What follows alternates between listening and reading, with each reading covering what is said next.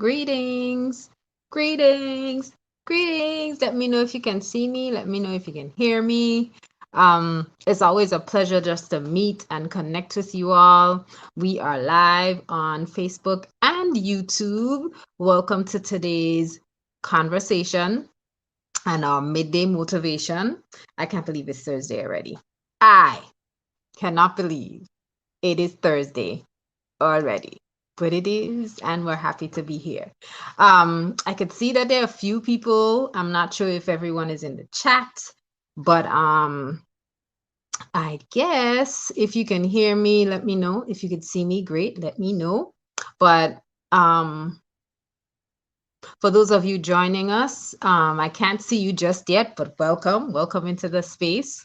I wanted to just explore very briefly today, the conversation around calcium, right? And I kept thinking about just the idea of brittle bones, right? It kept coming up, brittle bones, because you hear a lot of conversation around, first of all, the naysayers, right? All of the naysayers who hear that you're shifting or you're changing. I think the conversation and dialogue is very similar, right? The naysayers have the same thing. They say the same thing about calcium that they say about protein, like where are you going to get it from, so some of our conversation today is actually a spin-off of our original dialogue, no dairy necessary, right? So I was really just again considering the idea of whether even my calcium is in question too, because you hear again about how important it is to consume and make sure you have calcium, make sure you're, drinking dairy, this is a whole campaign, years and years of a particular campaign telling people that they need to consume and drink milk, all for the benefit of the milk producing industry, right? And companies that gain from fortifying the same milk with calcium. So they still have to fortify it, right? Never mind their foods with an abundance of calcium. But anyway, it is this is your sovereign sister Maksha, and those of you joining us, I welcome you into the space. Let me see if I can go back and greet all of those who greetings. Chief Yuya Music, welcome, and check out all of the new music that has been dropping from Chief Yuya Music. Really good, really good. Sister Manira, Ahot Manira, give thanks for joining. Ahot Kuya and Kashia. All right. I wish everyone a really power-packed day today. Chief, I wish you you're standing firm and moving forward in strength and purpose. And that's for everyone, All right, I miss Naya. Greetings, Naya. Peace. So yeah, let's just jump back into it. And so the idea is having conversations around flipping the script, right? When it comes to health and wellness. And this is in alignment with our focus all month long. All month long, we're going to be focusing on healthy food options, right? So very important to think about not just the healthy food options, but your sourcing, right? Where are you getting all of that good food from? So I have like a bunch of points and I want to make sure I stay on my points today because it's not going to be a long one today, y'all. We're not going to be long. But, I kept wondering about, again, calcium and thinking about how important it is to add it to our diet. But there are actually studies proving, right, that calcium is most beneficial not just in the diet but actually in the bones, right? So, and I mean, it's obvious that's we're consuming calcium so it could help with bones so we can reduce incidences of osteoporosis and so on. But it's important to think about how, right, that calcium stays in the bone, right? How do we make sure that instead of leaching from the bone, it actually stays in the bone as opposed to just consumption? of calcium, right? And we'll talk about the things you can grow and the things you can eat to increase calcium, but it's really important to also think about the things that we're doing every day that can actually take away from calcium that needs to be stay within our bone, right, as opposed to leaching out. So a couple things. One of the things I know, again, that naysayers will say is consume dairy, consume dairy, consume dairy. All right. And if you're not consuming dairy, then your calcium stores will be depleted. Actually, that's not true, right? What is true is that people who, this is studies, people who consume up to dairy 3 times a day just because the focus is to add calcium to the diet, those who actually consume that much calcium actually have an increased risk of bone breakage and fracture, right? Fractures of the hip, fractures of the bone, and even reducing movement in the joints and so on. So, when you think about it, someone's perpetuating some sort of propaganda that makes us like feed into wanting to consume dairy, all right, or taking copious amounts of calcium pills, and without even realizing too, even those who are taking calcium pills, you shouldn't take it in isolation. It should be, if you chose to do supplements, it should be done along with magnesium, all right, and having that balance is very critical. So there are a couple things that we actually do, right, that actually helps to leach calcium from our bones, right? So rather than keeping it into the bone, it leaches from the bone, and it dissolves, right? It dissolves in the bloodstream, which calcium does, and it's processed by the kidneys and then exits the body through urination. But a few things that we do without realizing. Salt. Consuming high levels of salt in our foods actually leads to increased leaching of calcium from the bones. So reducing the amount of salt that we consume is critical to maintaining strong bone structure and also improving bone density. Very important. All right. And I'm rushing, so I'm like rushing through some of this stuff. So if I'm moving too fast, let me know. I'm probably tripping up some of the words, so I apologize, but I'll move it. So yeah, salt consumption. So reducing salt consumption is going to be critical if you're going to maintain bone density and maintain strong bones, right? And strong bones means keeping the calcium inside of the bone as opposed to just focusing on how much calcium I'm taking in my diet. All right, calcium in the diet is very different from calcium that is in your bone. No, and I keep reiterating that because that was something that was like, oh, to me too. It kind of had light bulbs go off for me. So that's something that you want to pay attention to. Another thing that we do is that can lead to the body having reduced amounts of calcium is lack of exercise, right? Lack of a sedentary lifestyle will actually lead to a person having less calcium in the bone. And here's how. When we exercise, we're actually reinforcing our system, right? We're reinforcing the body's system. It needs to allocate calcium to the bone so that we're strong, right? When we're moving and we have increased agility, we're exercising, we're running, we're putting pressure on the bone from movement and exercise.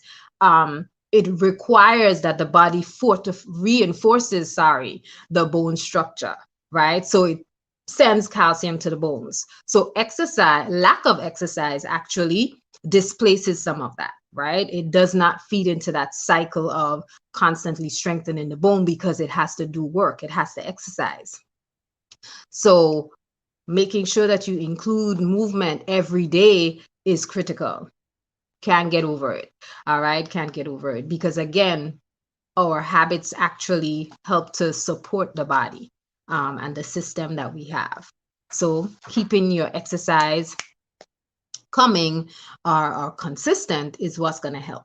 Another thing that happens to for smokers is that there's a leaching again of calcium from the bones if you are a smoker, right? It actually increases your bone breakage and fracture rate by almost 40%. And so it really is important to consider that correlation between smoking and the depletion of calcium from the bones. All right, very important to think about that. That is directly connected to, again, decreased bone density and decreased calcium. So before I move on, I kind of wanted to share a story, but before I share a story, I wanted to jump into the chat and just see if there's anyone sharing or asking questions. If you have noticed, and I'm asking because I know I'm speaking to those who are plant-based, right? That's really who I know is in the chat or who's listening to this type of content. Have you noticed frailty when it comes to your bone structure? And I'm asking because sometimes we, at a certain stage in our life, we become prone to breakage and fractures and things of that nature. I remember this was maybe my sixth year into raw vegan lifestyle, and learning that like, when you eat raw, it actually increases your bone density. But this was my first year teaching. And so I'll tell my story, right? This is my first year teaching. And in my first year teaching, I actually broke my wrist. And it was a really hard fall. So I guess I'll go through the story. I'll tell you what happened. So on my very first day, I decided that I really wanted to hook up my classroom. So we had no ladders. I decided to jimmy some chairs together and figure out a hack to actually climb up these chairs to get to something up in the ceiling. I don't know what I was trying to do, but I was trying to hook up the spot, right? The classroom they gave me. And on coming back down, because of the way I placed the furniture, I slipped, fell, and I used my hand to break my fall.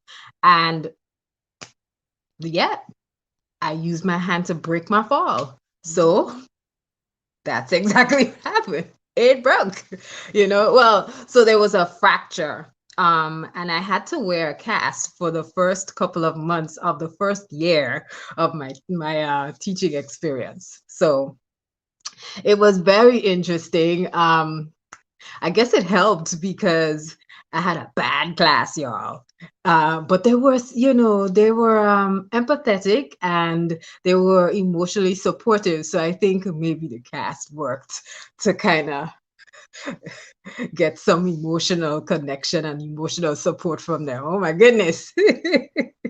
They weren't as bad until after the cast came off. Then it was a wrap. But what was interesting was my experience then was that it did not take a very long time for and at that point, again, I was 100% raw. The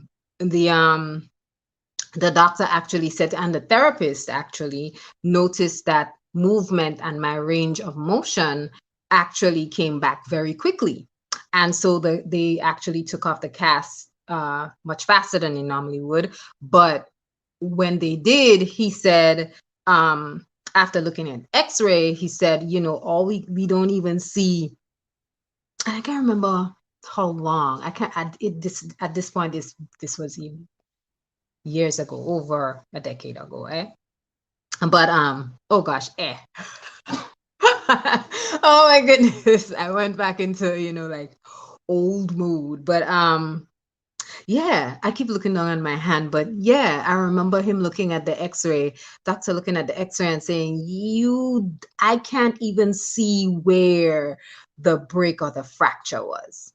He kept saying that we can't even see where the fracture was. So that was due to, again, a diet that aided in increasing bone density and bone strength. All right. And again, I think I've said this on many of my lives and videos. If you're a raw vegan, there is a direct connection to increase in bone density and bone strength when you consume raw. But yeah, that was my story. It was really crazy because when it came to like my emotional reaction, it was kind of just acknowledging, right? I felt the pain in my hand and I looked at it. Right after I fell, I got up, I looked at my hand. I guess it's typical of Moksha. I looked at my hand, I assessed it. I was like, oh, I called my friend who was I think she was a floor above me. I called her and she came in. She was like, what do you mean? What do you mean you hurt your hand? So she looked at my hand. She was like, you sure it's not broken? So it's like, looking at it, I didn't cry. There was no, it was just like, yeah, it's busted. This is bad. This is bad. I eventually, but it was swollen, and I could actually see the hump where, like there was the displacement. But yeah, I think it was a couple strongs after, she actually said to me, yeah, like, you weren't in pain? Yeah, there was a lot of pain. It was crazy. But I just kind of acknowledged that, yeah, you messed up your hand for good, but it's great now. And it's actually, when I went to the hospital, they had to actually put a piece of like my wrist back in place, right? So it wasn't just my wrist was out, there was a break as well, but my wrist was also like dislocated or whatever. And I watched the doctor put everything back in place. I couldn't help it. So I think whoever was sitting next to me was like, are you watching that? Are you watching that? What's going on with you? Y'all, I took you on a whole side story. But I just found it was fascinating watching him put it back into place, but also feeling all of the different pieces and parts of my joint and bone going back into place. It was weird, but it was real, and it was a real experience. So yeah, that's my story. Calcium really helps to make sure that your bone structure stays like in place, and it helps to support your system and movement. I don't have issues with my hands, and this is after years of maintaining a plant-based life, years of maintaining raw, long after, so I think those things are critical to think about. Let me jump into the chat. um Sheesh.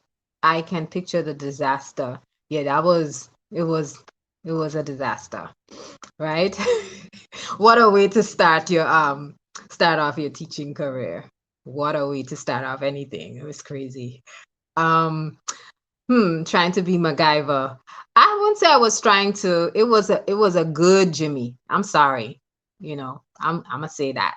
And I figured out the reason why it didn't work, but every time after that it worked because I figured out what the problem was and I fixed that.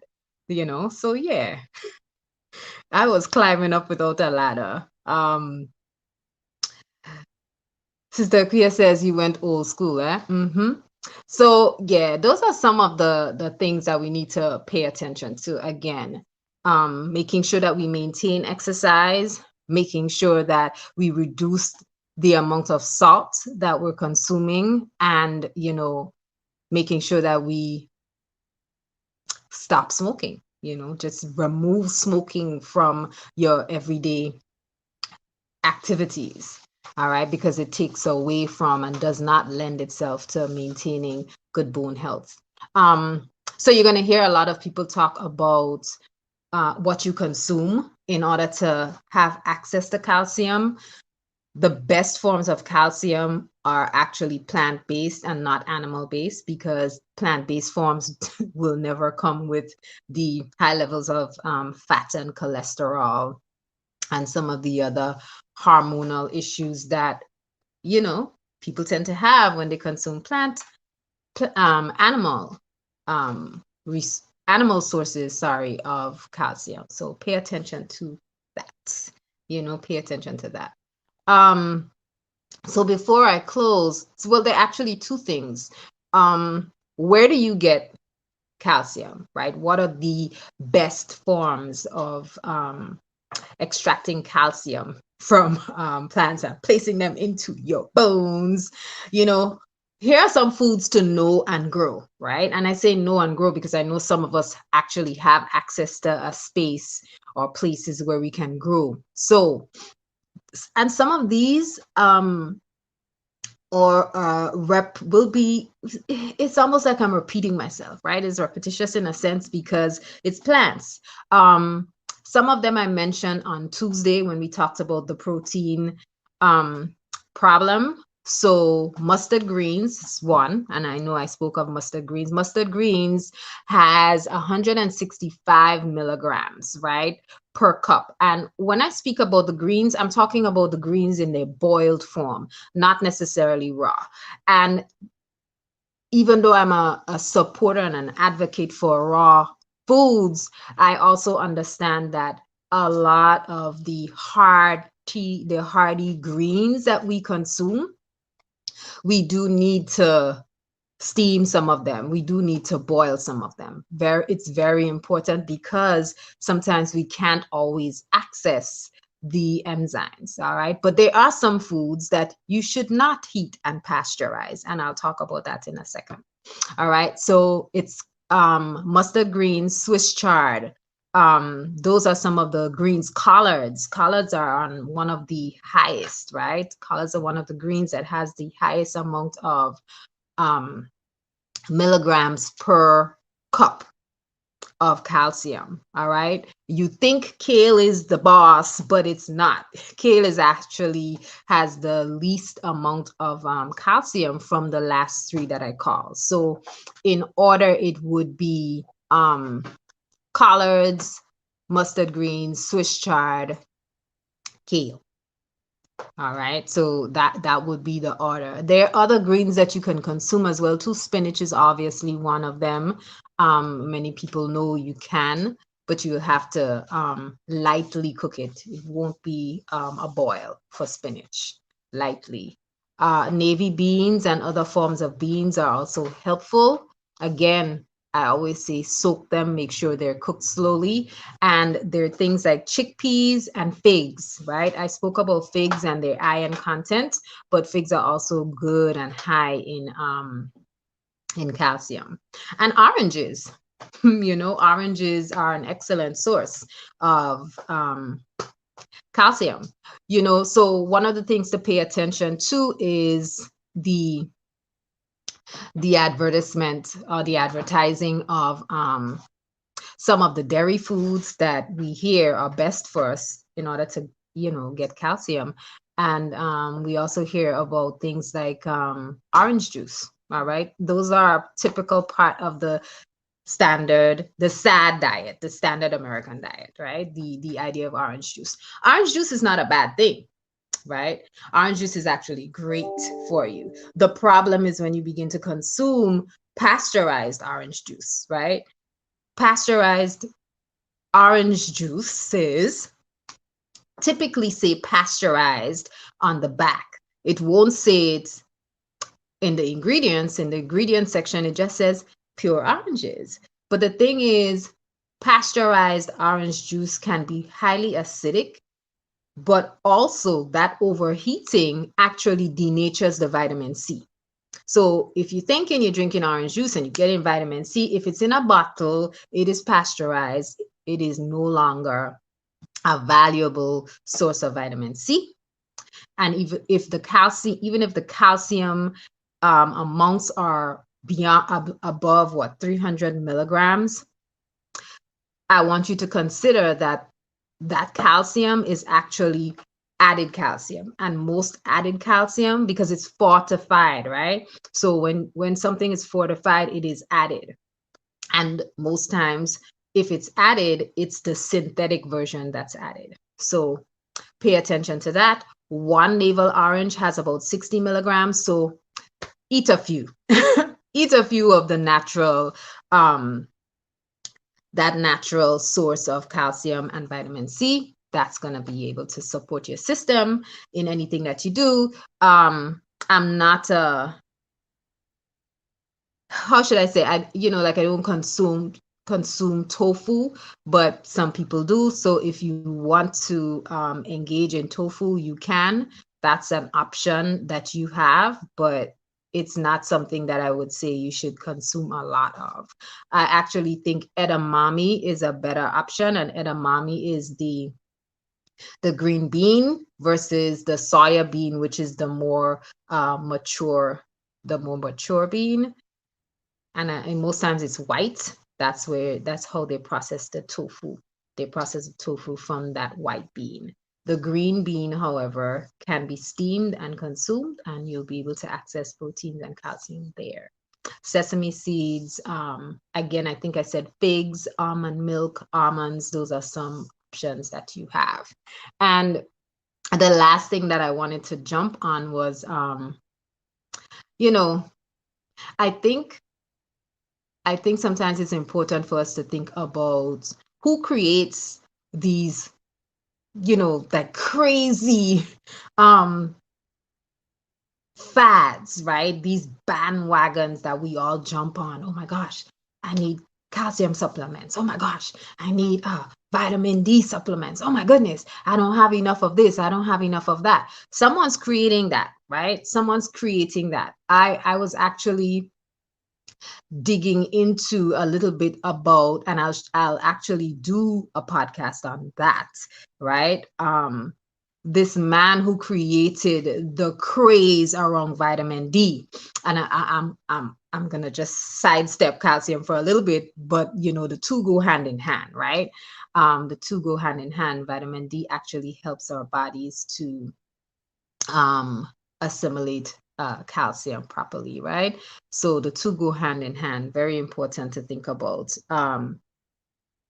both of them in balance, right? But he did his research and dissertation on vitamin D, and then he he actually got a couple companies to endorse his research.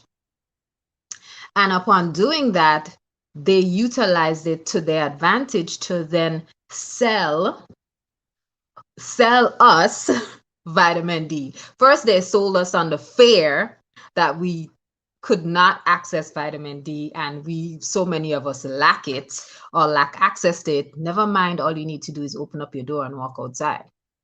Never mind, never mind that, right? But they sold us fair, and then after selling us fair, sold us vitamin D in a bottle. All right. So you'll hear about getting vitamin D3 as a supplement. That's an option for those who live in certain areas. But for some, it's not necessary because we can access it freely. Okay. So I just wanted to drop that there before I closed. And so I'm going to close on this one thing. So that's it for the calcium conversation. If you all have any questions or any comments, please share. If you are or have had challenges with calcium and you want to share your story, please drop it in the chat. If you've had broken bones before, or like had a cast or maybe even a fracture, and you noticed that you were having a really hard recovery mode because of your low levels of calcium, please share. That was not the case for me, but for many, I know that's the problem. And that's just because you lack variety in your diet and you keep, going to the milk bottle and the pasteurized juice bottle rather than going to the greens, right? Your plants are your friends. Plants are your friends. But to close today, I actually wanted to do a little bit of a little bit of a revisit to one of the I think it was in May. Yeah, I had to actually write down the date so I wouldn't forget. Right. So on May 9th, we actually explored the conversation around um toxic baby foods, right? And I recently came across an update and I said, okay, this is something that I would like to continue to share with you all. Updates around the conversations that we've had previously. All right, very, very crucial. All right, hold on. Let me pause before I get into that because I think I saw something from Chief Yuya Music. Those teething issues with children are often related to calcium deficiencies. I see. I see. You know something? So, you know something? Oh my goodness. I actually remember coming across something that actually indicated that mothers, like children, are able to source their calcium from like the colostrum and the mother's milk, but in women who actually drank um dairy in order to access calcium, it actually affected the um the children's ability to maintain calcium within the body. So that might be directly connected to your point, Chief, about teething being a direct correlation to calcium deficiency. Yeah, that's really good to know. That just like took me somewhere else. I did not actually know that, but that's probably what they're referring to when they say, you know, there's this connection to babies and the level of calcium they have and the type of foods or sources of calcium that the mother consumes. Akuya says, oh, I didn't know that. Kashia says, that makes sense. It does. It does. Shalom, Brother Antonio. Greetings and welcome. Welcome, welcome. So, all right. So let me jump back to the updates, right? Let's revisit this topic real briefly. Don't laugh at me. What's going on? I see you. All right. I can hear you too. All right. So I had my own little moment for a couple seconds, but jumping back to the baby food conversation, right? The baby food, toxic baby foods. Beech nuts, and I'm gonna call the name because they're all in the papers. Right. So recently, right, this is based on a previous conversation from May 9th on toxic baby foods. Beech Nuts, a company that is popular for producing baby foods, they recently had to recall a batch, not just a batch, like they had to recall the whole product line for rice grain cereal, right? So the rice grain cereal for babies, of course, because Beech Nut is a baby food product company. They had to hold themselves accountable because the quality control actually assessed the product and they realized that their product actually had over 1,000 parts per billion, right? Over 1,000 parts per billion of arsenic in the baby food. I mean, inside the bottle, right? The food is inside the bottle. I know it sounds ridiculous now, but my mind was blown. I was like, here we were talking about toxic baby foods, and you think that that's such an old conversation. But it's not, because that recall actually occurred. It just occurred. All right. And I'll give you the name of the product and the UPC number, because if you know anyone, you can share it. And the expiry date for this particular set of food is May 1st, 2022. So this is fairly new.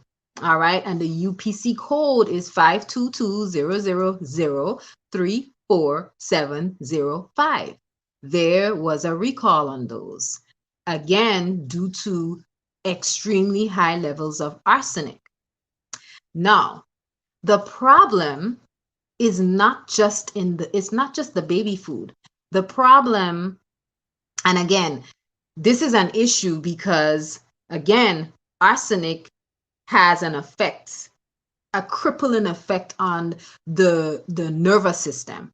It affects the neurological function and development of babies, but it also affects the neurological development of adults, right? And I've told you before to pay attention to seaweeds that are high in arsenic, such as hijiki, right? There's a reason for that. It will cripple the brain function. It'll cripple your nervous system. So imagine feeding babies arsenic, right? Arsenic filled grain cereal. Make your own, right? Message, make your own. Make your own. It can be done. But here's a larger issue why I'm bringing this up before I close. The larger issue is that they not only did they recall the product, they have closed down the production of that particular product because they cannot source. Listen, they cannot find any sources of rice, right? That is not arsenic, dense, right? So all of the forms of arsenic, of rice, well, it's probably arsenic, period. But all of the forms of rice, whole grain brown rice included, and that they have been sourcing have had such significant levels of arsenic that, not because the FDA guidelines requires them to actually recall the product, they had to reconsider not making the product anymore, because what will happen is if they recreate the product, it will cause them to have to just recall and keep recalling because they're unable to find rice sources that are not that high in arsenic. All right. So that makes me consider, what are the sources of rice we consume, for those of us who consume rice, right? All right. And the problem, again, is not necessarily the additives, right? Because that's something that I went digging into. I was like, okay, well, is it additives that are being used to fortify the soil, like fertilizers, for example? No, this is actually, these are actually naturally forming forms of arsenic that can be found in the soil. So rice has a propensity to hold on to those levels of arsenic that can be found in the soil. So I don't know what is the weird biological relationship that's actually happening between the rice and arsenic, because, again, it's holding on to it. So there's something that it is getting from extracting arsenic and then storing it in the grain, and then we consume that. So, just a heads up for those of you who know people who use beech nut rice cereal or beech nut cereals at all that are baby foods, make sure to send them back, destroy them. And the truth is, pay attention to the consumption of rice in your diet, right? I know it is a main staple for many because it is affordable, cheap is the actual word I want to say, and it is very filling as well too. It blows you up, and it helps to hit the carb cravings that we have too. Some of us is like, oh my gosh, we want the carb cravings, right? So you'll have rice instead of the potatoes, right, Sister Kashia and Brother Antonio? But again, we have to consider the levels of arsenic and how we're exposing ourselves to um, imbalanced development and neurological dysfunction. All right, that's really critical. So this is all I wanted to share with you all. um Wellness is yours. Hold on to it. Don't let anybody feed you uh garbage. Don't let anyone feed you fear, which kind of controls your pocket. It controls your spending, right? I actually watched a mini video earlier on today, and the mini video was about, I shared the link in the chat. I share the link in the chat when I find it. I'm gonna grab it from where I saw it, and I'm going to share it with you because it's a fair based tactic to get you to spend and to get you to submit yourself to somebody else's need to control you. Don't do it. Don't do it. Don't do it. And food is a large part of that programming and control. All right. So pay attention to it.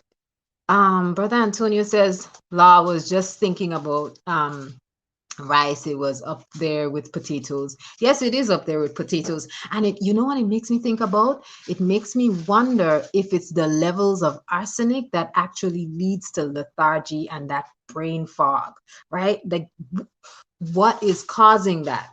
So now I want to go. I'm not going to, because that's what is the problem. So I'm not going to read up anymore or try to find out why. I'm not going to do it. But I do. Your point is an interesting point, because the thing is that it might be the body's reaction to not just the carbs, but the arsenic that's found in some of the rice sources that we consume. And notice I'm selecting my words, some of, because I'm not saying all rice sources, right? Some may not, some may not. I'm not planting rice. I don't know. So for those people who want to say something in the comments, maybe that will, deter you. Akuya says, I'm going back, but I'm wondering how teething was correlated with vitamin D deficiencies. What was measured? That's a good thing. I don't know what was measured. I wonder what was measured. Hmm. The thing about it is, Sister Akuya, vitamins and minerals and macro and micronutrients work